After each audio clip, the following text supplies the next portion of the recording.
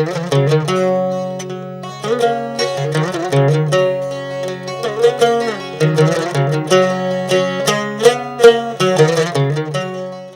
दर्शक मित्रों, अब तकनी विशेष रजूआत चाय पे चर्चा कार्यक्रम में आप सौનું સ્વાગત છે। મિત્રો, ચાય પે ચર્ચા કાર્યક્રમમાં આપણે અનેકવિધ મુદ્દાઓ ઉપર ચર્ચા કરતા હોય છે, અનેકવિધ ક્ષેત્રના નિષ્ણાંતો સાથે આપણે ચર્ચા કરતા હોઈએ છીએ। ત્યારે આજે આપણે જે મુદ્દા ઉપર ચર્ચા કરવા જઈ રહ્યા છે તે ક્યાંક ખૂબ ગંભીર અને ખૂબ સંવેદનશીલ મુદ્દો કહી શકાય, કેમ કે જે રીતે વ્હાઇટ કોલર જોબની વાત કરવામાં આવે તો એમાં વકીલાતનો જે વ્યવસાય છે તે ક્યાંક મુખ્ય ભૂમિકામાં હોય છે। વકીલાતનો વ્યવસાય ક્યાંક જે પીડિતા હોય છે, જે ન્યાયની માંગણી જે લોકો કરતા હોય છે એમને ન્યાય અપાવવામાં મુખ્ય ભૂમિકા ભજવતું હોય છે। એ પ્રકારના વ્યવસાયની આપણે આજે વાત કરવા જઈ રહ્યા છીએ। જે રીતે સમગ્ર દેશમાં કોરોના મહામારી ફેલાઈ અને એને નિયંત્રણમાં રાખવા માટે કેન્દ્ર સરકાર દ્વારા દેશવ્યાપી લોકડાઉન અમલી બનાવવામાં આવ્યું, તેને લઈને ઉદ્યોગ ધંધાઓને પણ માઠી અસર પહોંચી અને આર્થિક મોરચે પણ દેશને લડવાની જરૂરિયાત પડી। ત્યારે અનલોકના તબક્કાવાર રૂપે અનેકવિધ છૂટછાટો આપવામાં આવી। હાલના સંજોગની જો વાત કરવામાં આવે તો મંદિરો મસ્જિદો ખુલ્યા છે, પરંતુ હજુ ન્યાય મંદિરો બંધ અવસ્થામાં છે, જેના કારણે ખાસ જુનિયર વકીલો ખૂબ હાલાકી ભોગવી રહ્યા છે। આર્થિક જે ખેંચતાણ છે તેની પણ સીમા ખૂબ વધી ગઈ છે અને વકીલોની જે પરિસ્થિતિ છે એ કફોડી બની છે। તો ખાસ વકીલાતના વ્યવસાયની સ્થિતિ વિશે આજે ચર્ચા કરવા માટે આપણી સાથે રાજકોટ નોટરી એસોસિએશનના સભ્ય ભૂપેન્દ્રસિંહ જાડેજા જોડાયા છે। ભૂપેન્દ્રસિંહ, આપનું સૌપ્રથમ તો अब तकની આ વિશેષ રજૂઆત ચાય પે ચર્ચા કાર્યક્રમમાં હું સ્વાગત કરું છું।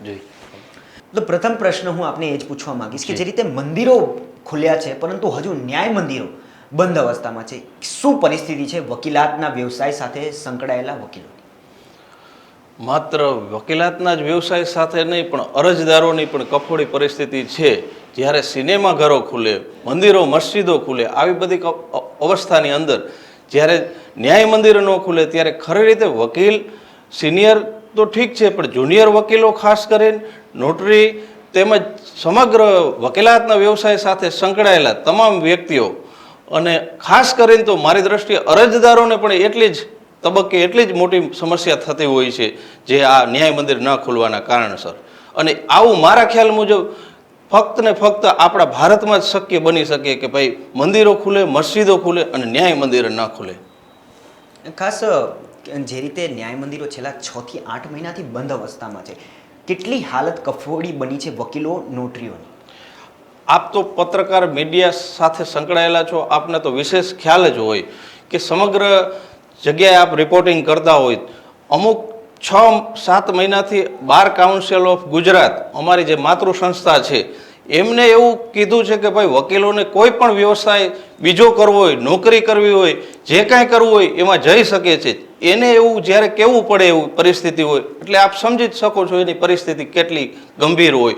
વકીલો એમાં જુનિયર વકીલોની કેવી પરિસ્થિતિ હોય, સિનિયરને તો થોડા ઘણા અંશે એની જૂની પ્રેક્ટિસને અંતે એને હિસાબે એનું હાલતું હોય, પણ જુનિયર વકીલોની બહુ પરિસ્થિતિ હોય, અરજદારોની બહુ પરિસ્થિતિ ખરાબ હોય કે જે એના પેન્ડિંગ કેસને હિસાબે એનું ડિલે થતું હોય, એને ન્યાય ન મળી શકતો હોય।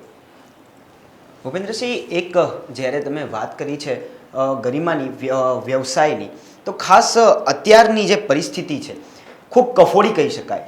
તો પેટીયું રડવા માટે જે વ્યવસાય છે એની સાથે સંકળાયેલા જેટલા પણ વકીલો નોટરીઓ છે એ શું ફાફા મારી રહ્યા છે, કયા પ્રકારના પ્રયત્નો શરૂ છે? કેમ કે વ્યવસાય હાલ બંધ છે, વ્હાઇટ કોલર નોકરી છે, પરંતુ ઘરનું ગુજરાન પણ ચલાવવાનું છે, પરિવારનું ગુજરાન પણ ચલાવવાનું છે, તો આ બધી વસ્તુ કરવા માટે કેટલા ફાફા મારવા પડતા હોય છે?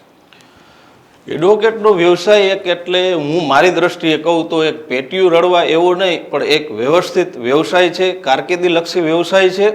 એ પેટીયું રડવા માટે નહીં, પણ હાલની પરિસ્થિતિ એવી છે કે જેની પરિસ્થિતિના હિસાબે એવો શબ્દ આપણે વાપરવો પડે અને વાપરી એ શકીએ ખરા એવી પરિસ્થિતિ આવી ગઈ હોય, જ્યારે જુનિયરો ટેબલો માટે બેઠા હોય, એનું રેગ્યુલર જે કેસીસ મળતા હોય, ત્યાંથી જે કામ મળતું હોય એ બિલકુલ ન મળતું હોય, ત્યારે એની શું પરિસ્થિતિ હોય એ આપણે સમજવી જ જોઈએ અને આપણે સમજી શકીએ છીએ આપણે જોઈને।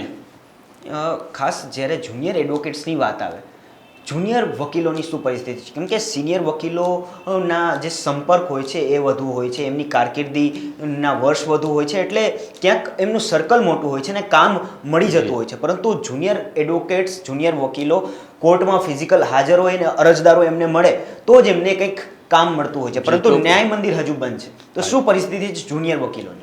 જુનિયર વકીલોની હાલત બહુ જ કફોડી છે.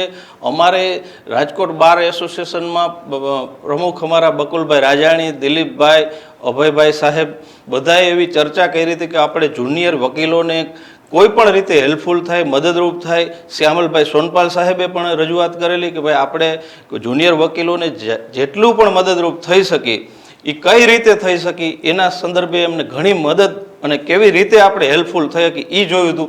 પણ જે ફિઝિકલ કોર્ટ ચાલુ ન થવાના હિસાબે એનું રૂટીન તો ન જ ચાલુ થઈ શકે, એને આર્થિક રીતે બીજી કોઈ રીતે આપણે મદદરૂપ થઈ શકીએ એવું બધી વિચારણા અમારા બાર કાઉન્સિલ ઓફ રાજકોટે વિચારણા કરી હતી.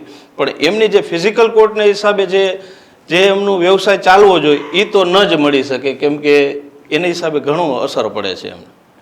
વ્હાઇટ કોલર નોકરી છે એ વકીલાતનો, પણ બેંકોની માનસિકતા શું છે વકીલાતના વ્યવસાય પ્રત્યે? ખરી રીતે તો બેન્કિંગ ક્ષેત્ર રહ્યું એ પોલીસ, એડવોકેટ અમુકને એ રીતે જોતા હોય છે, ખાસ કરીને કે ભાઈ આ વ્યવસાય એની કાયદા અને લો એન્ડ ઓર્ડર સાથે સંકળાયેલ છે તો આમને લોન આપવી કે કેમ. ખરેખર ખાસ કરીને અત્યારના જે પરિસ્થિતિમાં આત્મનિર્ભરને જે કોઈ લોન છે એ વકીલોને જ્યારે આપવાની વાત આવે ત્યારે ખરી રીતે જામીન અથવા તો અરજદાર પાસે એનો દસ્તાવેજ હોય તો જ એને આપે છે.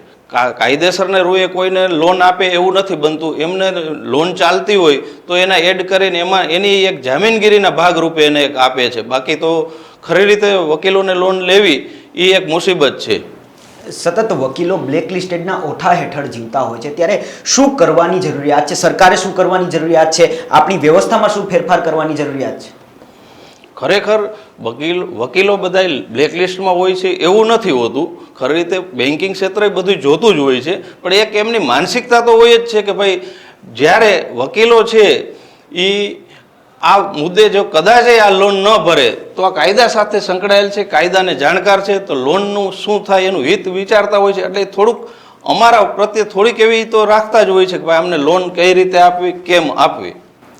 ખાસ જ્યારે લોનની વાત આવતી હોય તો ટૂંક સમય પહેલાં સરકાર દ્વારા જાહેરાત કરવામાં આવી છે કે આત્મનિર્ભર સહાય યોજના હેઠળ વકીલોને પણ લોન આપવામાં આવશે. આ કેટલું આશીર્વાદરૂપ સાબિત થશે? અને ખાસ એમાં એક પ્રશ્ન હું વધારાનો આપને પૂછવા માંગીશ કે જાહેરાત કરી દેવામાં આવી છે, પણ આપના મત મુજબ શું બધા જરૂરિયાતમંદ વકીલો સુધી આ લોન પહોંચશે કે કેમ? હું મારા મતે કહી શકું કે આ લોન બધા વકીલોને ન જ પહોંચી શકે. જે વકીલને કાંઈ કે સિનિયર જુનિયર આરે તાલમેલ હશે અથવા તો એને કોઈ એવા એની પાસે સબળ જામીનગીરી હશે કે જેની પાસે દસ્તાવેજ છે અથવા એમની પર્સનલ પોતાની લોન ચાલે છે, એવા જ વકીલોને આ લોન મળી શકશે. મારી દ્રષ્ટિએ એવા કોઈ વકીલ નહીં હોય એડવોકેટ કે ભાઈ જેની કોઈ લોન ન ચાલતી હોય ને એને આત્મનિર્ભરનો લાભ મળે એવું હું માનું છું. એટલે ખાસ ભૂપેન્દ્રસિંહ, પહેલા વકીલાત માટે સનદ મેળવવી પડતી હોય છે અને પછી નોટરી થવાતું હોય છે, એટલે વકીલાત કરતાં પણ નોટરી થવા માટે આકરી પરીક્ષા આપવી પડતી હોય છે. ચોક્કસ. હવે નોટરીઓની જે કામગીરી છે એ વધુ પડતી ફિઝિકલ છે અને આપ પણ નોટરી છો, નોટરીના વ્યવસાય સાથે સંકળાયેલા છો. હાલની નોટરીઓની શું પરિસ્થિતિ છે આપના મત મુજબ? આપે નજીકથી જોયા છે આ તમામ નોટરીઓને. વેલ, પ્રથમ તો જ્યારે નોટરી થવા માટેની લાયકાત તમારે 10 વર્ષનો વકીલાત તરીકેના વ્યવસાયનો અનુભવ હોય એના પછી જ તમે એલિજિબલ થઈ શકો છો એના માટે નોટરી માટે. પછી એમાં સિલેક્શન થાય અને પછી તમે નોટરી થાવ છો. એટલે બહોળો અનુભવના આધારે તમે નોટરી થાવ છો. પહેલાં તો તમારે એમાં ઘણો આટલી તપસ્યા કર્યા પછી તમને નોટરી તરીકેનો એક અનુભવ મળે છે, નોટરી થવાની તક મળે છે. એ નોટરી થયા પછી તમારી લાયકાત 10 વર્ષનો અનુભવ છે, તમે LLB કરેલા છો, ટૂંકમાં સ્નાતક છો, BA BCom કોઈ પણ સ્નાતક થયા પછી LLB ટૂંકમાં થયા પછી લો કર્યા પછી 10 વર્ષના અનુભવ પછી આ મળતું હોય છે. અને હાલની પરિસ્થિતિ જ્યારે ખુલેલી નથી કોર્ટ ફિઝિકલ, ત્યારે ઘણી તકલીફ નોટરીને પડે છે અને તાલુકા લેવલે તો ખાસ કરીને પડે છે. ખાસ તાલુકા લેવલની જો આપણે વાત કરીએ, નોટરીઓની સમસ્યા અંગેની વાત કરીએ, હાલ કેટલી સમસ્યાઓ હશે? કેમ કે શહેરી મથકે ક્યાંક થોડા ઘણા કામ મળી પણ જતા હોય, પણ તાલુકા લેવલે વસ્તી ઓછી હોય, ક્ષેત્રફળ ઓછું હોય, લોકોનો વસવાટ ઓછો હોય, તો કેટલી તકલીફ પડતી હોય છે? ખાસ કરીને તાલુકા લેવલે ખાસ આ તકલીફ પડે છે, કારણ કે જે આ લોકડાઉન પછીની જે સમસ્યા છે, સંપૂર્ણ લોકડાઉનના હિસાબે બંધ હતી જે ફિઝિકલ કોર્ટ, એની હિસાબે તાલુકા લેવલની તો બહુ ગંભીર પરિસ્થિતિ છે. અહીંયા કામે ઓછા પ્રમાણમાં હોય છે, નાના બધા અરજદારોની બધાની જે સમસ્યા થતી હોય છે એ નોટરી સોલ્વ કરતા હોય છે, પણ હાલની જે પરિસ્થિતિ છે એમાં તાલુકા લેવલે તો બહુ સિટી કરતાં મારી દ્રષ્ટિએ તાલુકા લેવલે વધુ પરિસ્થિતિ ખરાબ થાય છે. તો દર્શક મિત્રો, હજુ અનેકવિધ મુદ્દાઓ પર ચર્ચા કરીશું, પરંતુ હાલ સમય થયો છે વિરામનો.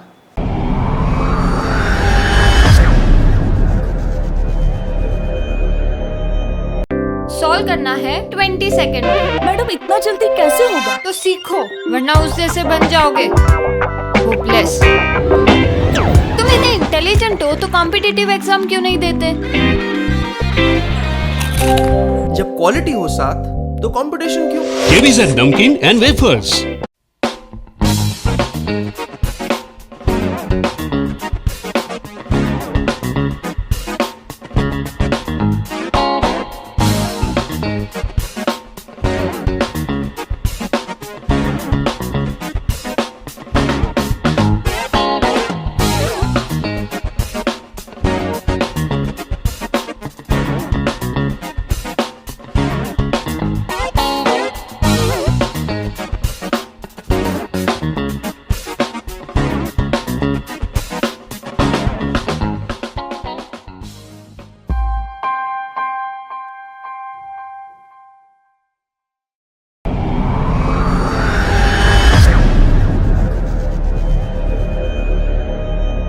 તો વિરામ બાદ આપ સૌનું સ્વાગત છે, અને આપણી સાથે હાલ વકીલાતના વ્યવસાય સાથે ચર્ચા કરવા માટે ભૂપેન્દ્રસિંહ જાડેજા, નોટરી કમ એડવોકેટ અને ખાસ રાજકોટ નોટરી ફેડરેશનના સભ્ય જોડાયેલા છે. ફરીવાર હું આપનું સ્વાગત કરું છું. ભૂપેન્દ્રસિંહ, જે રીતે આપણી ચર્ચા ચાલી રહી હતી, નોટરીઓની વાત કરી રહ્યા છીએ આપણે, તો નોટરી વિશે એક મહત્વપૂર્ણ નિર્ણય લેવામાં આવ્યો છે ટૂંકા સમયગાળા પહેલા કે હવે તલાટીઓ પણ નોટરી કરી શકશે. તો આ કેટલી આપણો જે વ્યવસાય છે એને કેટલું હાનિ પહોંચાડનાર છે? મારી દ્રષ્ટિએ તો નોટરી બાબતનો જે પરિપત્ર છે કે તલાટી સોગંદનામા કરી શકશે, એ બહુ વિચિત્ર નિર્ણય મારી દ્રષ્ટિએ ગણી શકાય. કેમ કે જે તલાટીની જે એજ્યુકેશન ક્વોલિફિકેશન છે એ 12th ઉપરની હોય છે. બીજું કે એમનો મેક્સિમમ એ બાબતનો અનુભવ હોય કે નહીં, જુનિયરે તલાટી તરીકે હજી ભરતી થયા હોય, એમનો અનુભવ કેટલો છે કેટલો નહીં એના વિશે પણ આપને ખ્યાલ ન હોય. જ્યારે નોટરી તરીકે જે સિલેક્ટ થયા છે એ વ્યક્તિને 10 વર્ષનો વકીલાત તરીકેનો વ્યવસાયનો બહોળો અનુભવ હોય છે. બધા જુદા જુદા પ્રકારના તમામ પ્રકારના કેસીસથી થોડા ઘણા વધતા ઓછા અંશે એ થોડાક ખ્યાલ હોતો જ હોય છે. એની હિસાબે ખાસ કરીને તો એમના અનુભવને આધારે જ્યારે તલાટીને જે આપવામાં આવ્યા છે એ ખરેખર ઘણું જ વિચિત્ર પરિપત્ર કહેવાય મારી દ્રષ્ટિએ. જ્યારે હાલમાં મારા અંદાજ મુજબ એક રિપોર્ટિંગ દરમિયાન ભૂપેન્દ્રસિંહજી સાહેબ સિનિયર આપણા મંત્રીશ્રીએ સ્કૂલ ખોલવા બાબતના નિવેદનમાં એમ કીધું હતું કે આપણી શાળા કોલેજ ખોલવા માટે અમારે જુદા જુદા નિષ્ણાંતોના એના અભિપ્રાય લીધા પછી શાળા કોલેજ કેમ ખોલવી એના વિશે જો એ કહેતા હોય તો મારી દ્રષ્ટિએ જ્યારે આ નોટરીનો આવો પરિપત્ર, જ્યારે સોગંદનામાના પરિપત્ર બાબતે અમારા નોટરી એસોસિએશનના પ્રમુખ ઓલ ગુજરાત, અમારી માતૃ સંસ્થા બાર કાઉન્સિલ ઓફ ગુજરાત અને નિષ્ણાંત તજજ્ઞ સિનિયર કાઉન્સિલની એક કમિટી બેસાડી એમનો અભિપ્રાય લઈને આ પરિપત્ર કરવો જોઈએ એવું મારું સ્પષ્ટ માનવું છે.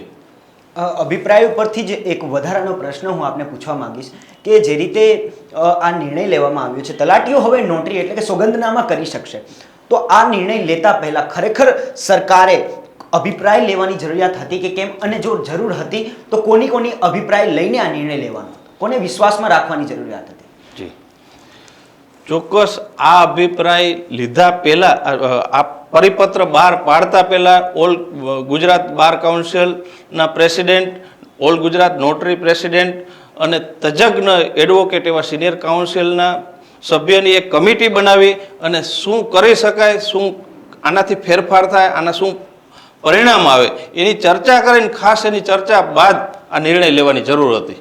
જ્યારે નિર્ણય લેવાયો છે, એક સવાલ એ પણ આવે કે ખરેખર શું જરૂરિયાત હતી કે હવે તલાટીઓને નોટરી તરીકેની ફરજ સોંપવામાં આવી. નોટરીઓની સંખ્યા તો મોટી છે સમગ્ર સૌરાષ્ટ્ર અને ગુજરાતમાં, તેમ છતાં હવે તલાટીઓને શા માટે સોગંદનામા કરવાની છૂટ આપવી પડી? આપણા સંવેદનશીલ મુખ્યમંત્રી શ્રીએ એવું કદાચ વિચાર્યું હોય કે અરજદારોને આ તકલીફ ના પડે એના માટે સમગ્ર તાલુકા લેવલે આ નિર્ણય થાય તો હાલાકી ન થાય. પણ આનાથી હું એવું માનું છું કે સામાન્ય અરજદાર તલાટી પાસે જઈ પણ ન શકે, અને જાય તો એનો સીધો જ તકલીફ નોટરીશ્રીને પડે જ છે. બીજા નંબરનું કે આમાં હજી સ્પષ્ટતા મારા ખ્યાલ મુજબ નથી કરવામાં આવી કે કેટલો સ્ટેમ્પ ડ્યુટીનો દર રાખવાનો. સ્ટેમ્પ ડ્યુટીના હિસાબે રાજ્ય સરકારને પણ એ તકલીફ પડે, અને અમારે જ્યારે નોટરીનું એફિડેવિટ કરવાનું, સોગંદનામું કરવાનું હોય છે ત્યારે 50 રૂપિયાના સ્ટેમ્પ ઉપર કરવાનું થાય છે. ત્યારે એ પણ સ્પષ્ટતા નથી કે તલાટી શ્રી કેટલા ઉપરથી એ સોગંદનામું કરી શકશે. એટલે રાજ્ય સરકારની સ્ટેમ્પ ડ્યુટીનો એક પ્રશ્ન થાય છે. અને મારી દ્રષ્ટિએ નોટરી જે તાલુકા લેવલ છે, હું લોધિકા તાલુકાના ચાંદલી ગામનો વતની છું, હું તાલુકાથી બહુ વાકેફ છું, એટલે મને આની સ્પષ્ટ ખ્યાલ છે કે તાલુકા લેવલે આની શું પરિસ્થિતિ હોય. મર્યાદાઓ શું રહેશે આ નિર્ણયની હવે જ્યારે તલાટીઓને છૂટ આપી દેવામાં આવી છે ત્યારે?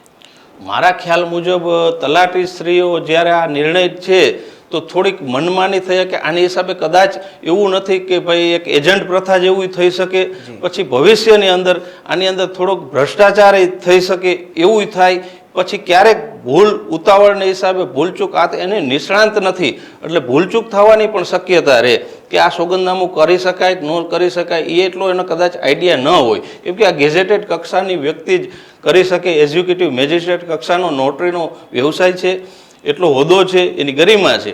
જ્યારે તલાટીને હું એમ નથી કહેતો તલાટી એક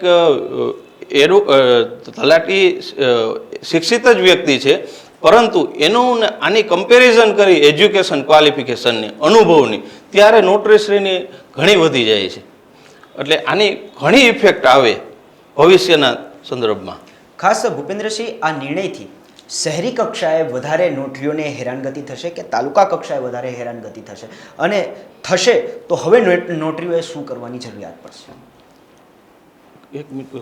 હવે જે રીતે નિર્ણય લેવામાં આવ્યો છે કે હવે તલાટીઓ નોટરી કરી શકશે, તો આનાથી સૌથી વધારે ફર્ક કયા પ્રકારના નોટરીઓને આવશે? શહેરી કક્ષાએ જે નોટરીઓ પોતાનો વ્યવસાય ચલાવે છે એમને કે તાલુકા કક્ષાએ જે નોટરીઓ પોતાનો વ્યવસાય ચલાવે? ખરી રીતે તો નોટરી બધાને તકલીફ પડશે, શહેરી કક્ષાને અને તાલુકા કક્ષાને, પણ મેજોરિટી જે વધુ અસર પડશે એ તાલુકા કક્ષાએ વધુ પડશે. કેમ કે જે સોગંદનામા મેજોરિટી જાજા કરવાના થતા હોય છે એ ગ્રામ્ય કક્ષાએથી વ્યક્તિ આવતા હોય છે એના વધુ હોય છે. એટલે અને તલાટી નોટરી પાછા તાલુકા લેવલે બહુ ઝાઝા નથી હોતા, એટલે એમને બહુ તકલીફ પડશે વધુ. સિટીના નોટરીશ્રીની તકલીફ પડશે પણ તાલુકા લેવલે તકલીફ વધારે પડશે. એક મુખ્ય મુદ્દો ભૂપેન્દ્રસિંહ એવું છે કે ખાસ ભલે છૂટછાટ આપી દેવામાં આવી, જનતાને ધ્યાનમાં રાખીને કદાચ આ નિર્ણય લેવામાં આવ્યો હશે, પણ તાલુકા કક્ષાએ એક તલાટી હોય છે. હવે તલાટી પાસે અન્ય પણ કામોનું ભારણ ખૂબ વધારે હોય છે, તો શું આ તમામ કામના ભારણ વચ્ચે એ સોગંદનામા કરી શકશે? હાલની પરિસ્થિતિ ખરેખર તલાટીને ઘણી જવાબદારી આપવામાં આવે છે. 2-3 ગામ એની વચ્ચે હોય છે ત્યારે એક તલાટી હોય છે, એવા પરિસ્થિતિ છે. આપણે જાય ત્યારે આપણને તલાટીશ્રી મળતા નથી હોતા એવું થાય છે એમને કામના ભારણના હિસાબે. તો આ સોગંદનામાના હિસાબે એ પણ તકલીફ પડે અને એ કામમાં એક વધારે પડતું જોડાવું. આ કામ એમના પોતાના રોજિંદા જે કામ છે એ તો કરવાના જ, એટલે એમના માટે ભારણે વધશે અને એ વ્યવસ્થિત રીતે કરવું અઘરું રહેશે. એમ ખાસ ભવિષ્યમાં હવે જે આ નિર્ણય લેવામાં આવ્યો છે એનાથી શું આડઅસર, જેને આપણે કહીએ છીએ, જે ગેરફાયદા કહીએ છીએ, શું ગેરફાયદાઓ આવી શકે છે આનાથી ભવિષ્યમાં? કેમ કે તમે જે રીતે કીધું કે નોટરી બનવા માટે એક 10 વર્ષનો બહોળો અનુભવ હોવો જરૂરી છે. તલાટીઓ જે નવા ભરતી થઈને આવ્યા છે એમની પાસે અનુભવનો અભાવ હોય છે, તો શું ભવિષ્યમાં ગેરફાયદા થઈ શકે છે આનાથી? ખાસ તો તલાટી જે કરતા હોય છે એફિડેવિટ, એમાંથી ઘણી પ્રકારના 22 પ્રકારના સોગંદનામા કરી શકે એવું રાજ્ય સરકારનો પરિપત્ર છે. એમાંથી ઘણા એવા છે કે જેના હિસાબે આપણે ઘણી સિવિલ મેટરમાં પણ પ્રશ્ન થઈ શકે એવા મહત્ત્વના મુદ્દાના સોગંદનામા પણ છે કે જેના હિસાબે એમને સિવિલ મેટર જેવી પ્રશ્ન હોય તો એમાં એ જો ભૂલથી સોગંદનામું થઈ જાય તો કોઈની ઘણી કિંમતી જગ્યા કે એમાંય ડિસ્પ્યુટેડ મેટર થઈ શકે એવી પરિસ્થિતિ થઈ શકે. તો દર્શક મિત્રો, ફરી મળીશું, પરંતુ અત્યારે સમય થયો છે ફરી એક વિરામનો.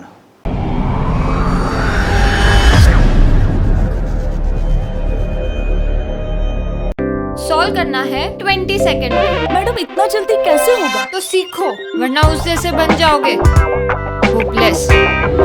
तुम इतने इंटेलिजेंट हो तो कॉम्पिटिटिव एग्जाम क्यों नहीं देते? जब क्वालिटी हो साथ तो कंपटीशन क्यों? KBZ Namkeen and Wafers.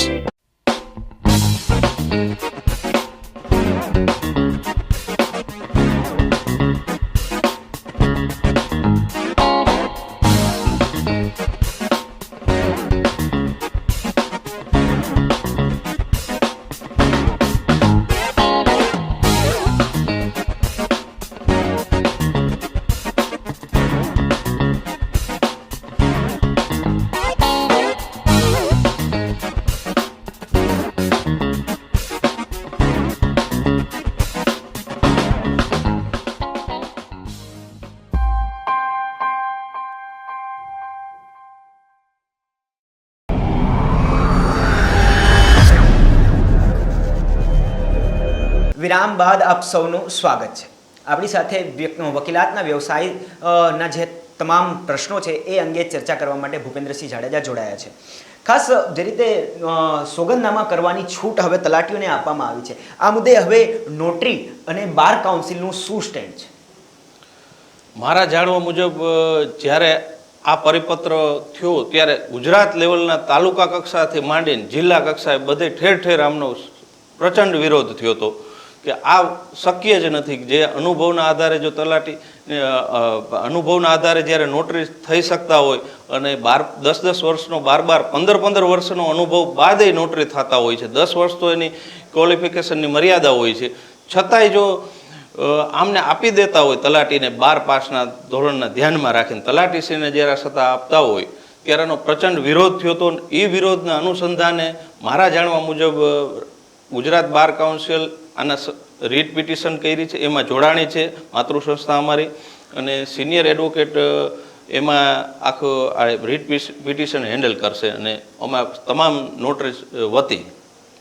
ખાસ શું માંગણી મૂકવામાં આવી છે આ નિર્ણયની સામે? ખાસ તો આ નિર્ણયની સામે સ્પષ્ટ એવી જ માંગણી છે કે આ પરિપત્ર આ જે અનુસંધાને કર્યો છે એ પરિપત્ર રદ થવો જોઈએ, આવો પરિપત્રમાં કાંઈક ફેરફાર થવા જોઈએ, આવો સ્પષ્ટ એક માંગણી છે અને ઘણા દાદ માગી છે.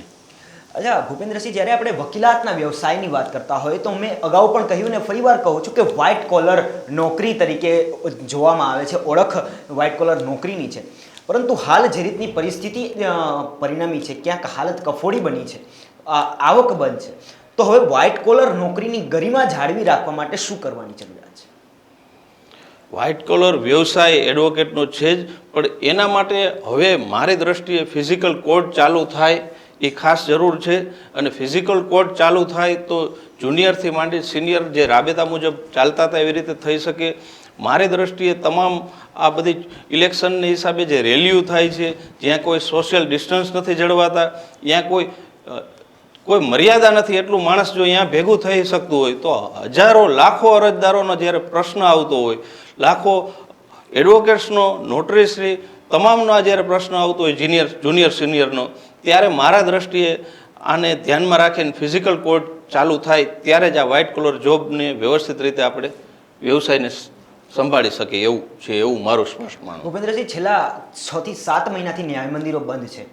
કેટલી અરજીઓ પેન્ડિંગ થતી જતી હશે અને કેટલા લોકો ન્યાયની માંગણી માટે સમયની રાહ જોઈને બેઠા હશે? બહુ જ જાજા, બહુ જ આના ગણિતો તો બહુ જ લાંબો ફિગર થાય, બહુ જાજો થાય.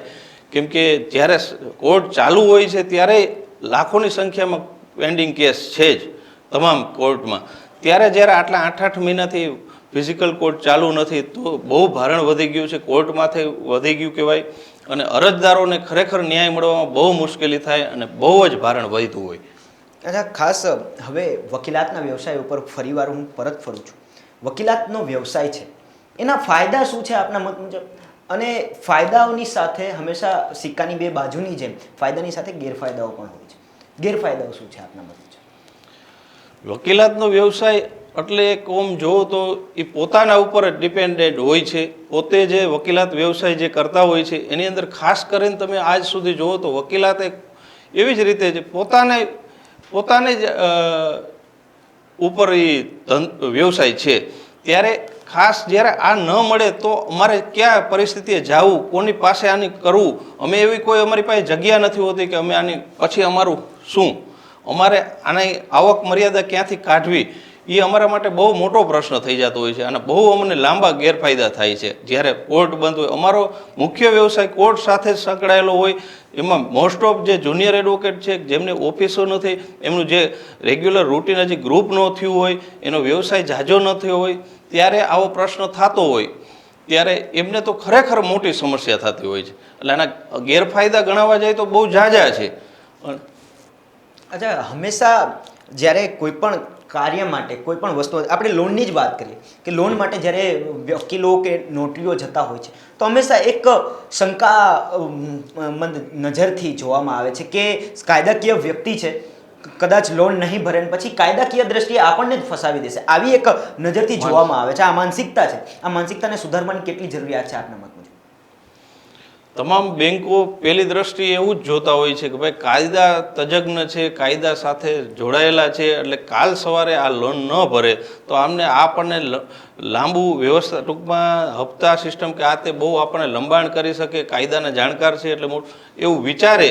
પણ ખરી રીતે તમામ બેન્કોએ વિચારવાની જરૂર છે કે એમને પોતે પણ એક લીગલ એડવાઇઝર રાખવો પડે છે. તો એ એડવાઇઝર તરીકે એમને એ જોવું જોઈએ કે વકીલાત એટલે એક સારો જ વ્યવસાય છે, વ્હાઇટ કોલર વ્યવસાય છે.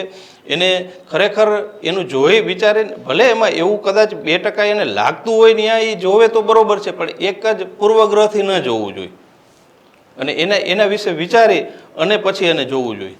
ખાસ વકીલોની જ આપણે વાત કરી રહ્યા છીએ કે એક ક્ષેત્ર નહીં પરંતુ તમામ ક્ષેત્રમાં આવી રીતે જોવામાં આવે છે. ક્યાંક માનસિકતા સુધારવાની આપણે કેટલી જરૂરિયાત લાગે છે ને આ ખરેખર માનસિકતા સુધારવા માટે શું કરવાની જરૂરિયાત છે આપના મત મુજબ? શેના વિશે? કોઈ પણ ક્ષેત્રની આપણે વાત કરીએ તો તમામ ક્ષેત્રોમાં વકીલોની એક માનસિકતા નેગેટિવ પ્રોફાઇલ તરીકે જોવામાં આવે છે. તો આને સુધારવાની કેટલી જરૂરિયાત છે આપના મત મુજબ અને સુધારવા માટે શું કરવાની જરૂરિયાત છે? ખરી રીતે જ્યારે એડવોકેટ કોઈ પણ ક્ષેત્રમાં ક્યાંય એની વાત કરે કે ભાઈ હું એડવોકેટ છું, એટલે પ્રથમ તો માણસ એને એ દ્રષ્ટિએ જોવે કે આ કાયદાના નિષ્ણાંત છે, કાયદાકીય રીતે આપણને આવી રીતે આપણે આમને નહીં પહોંચી શકી, એ પહેલાં વહેલા જેનો પૂર્વગ્રહ બાંધી લેતા હોય છે. એટલે એને વિચારી અને એમાં ફેરફાર એમને કરવું જોઈએ કે ભાઈ આવું એડવોકેટ બધી રીતે એડવોકેટ આપણી રીતે એવું હોતું નથી એમ. એના ખાસ હવે નોટરીઓની આપણે વાત કરીએ. ભૂતકાળમાં આવા અનેકવિધ કિસ્સાઓ બનેલા છે કે ક્યારેક નોટરીઓનો ઉપયોગ કોઈ ખોટા કામ માટે કરી દેવામાં આવતો હોય છે અને પછી દોષનો કોળિયો નોટરીઓ પર નાખી દેવામાં આવતો હોય છે. આ ન થાય એના માટે શું કરવાની જરૂરિયાત છે? ખરી રીતે નોટરી વ્યવસાયને લગતું અમને ખરી રીતે એક રક્ષણ આપવામાં આવ્યું છે કે અમને પહેલાં સીધી રીતે પોલીસ પહેલાં તપાસ સીધી ન કરી શકે. અમને પહેલાં એને તપાસ કરવી પડે કે ભાઈ આ કાયદેસર રીતે છે કે એની વિશે સીધી FIR કે સીધી ફરિયાદ ન ફાડી શકે. પહેલાં જોવું પડે કે ભાઈ આ એડવોકેટ નોટરી છે જે આ વ્યવસાયમાં છે, જે આ ડોક્યુમેન્ટ કર્યું છે એ ખોટું છે સાચું છે, એની પહેલાં એમને તપાસ કરવી પડે, પોલીસ તપાસ કરવી પડે. એમાં એને એવું લાગે જ કે 100% નોટરીએ ખોટું કર્યું છે તો જ FIR કરી શકે. તો ચોક્કસ જે રીતે હાલ સમગ્ર ચર્ચા ઉપરથી જે સાર મેળવ્યો છે આપણે કે ચોક્કસ જે વકીલાતનો વ્યવસાય છે એ મોભાદાર વ્યવસાય છે, વ્હાઇટ કોલર નોકરી છે, વ્હાઇટ કોલર વ્યવસાય છે. પરંતુ હાલ જે રીતે વિકટ પરિસ્થિતિ પરિણમી છે, છેલ્લા 6 થી 7 મહિનાથી ન્યાય મંદિરો બંધ અવસ્થામાં છે.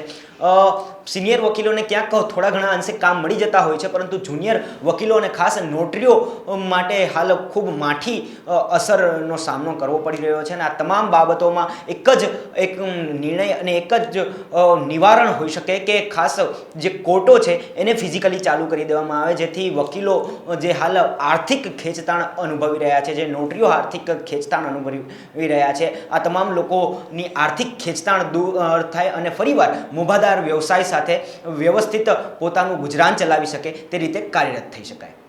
તો ફરીવાર આવા જ અનેકવિધ મુદ્દાઓ સાથે અને અનેકવિધ નિષ્ણાતો સાથે મળીશું. ત્યાં સુધી અમને રજા આપો. જોતા રહો અબ તક. આવા જ અવનવા વિડીયોઝ માટે અબ તકની ચેનલને સબસ્ક્રાઇબ, લાઇક અને શેર કરતા ના ભૂલશો. આ જ રીતે જોડાયેલા રહો અબ તક સાથે. ધન્યવાદ.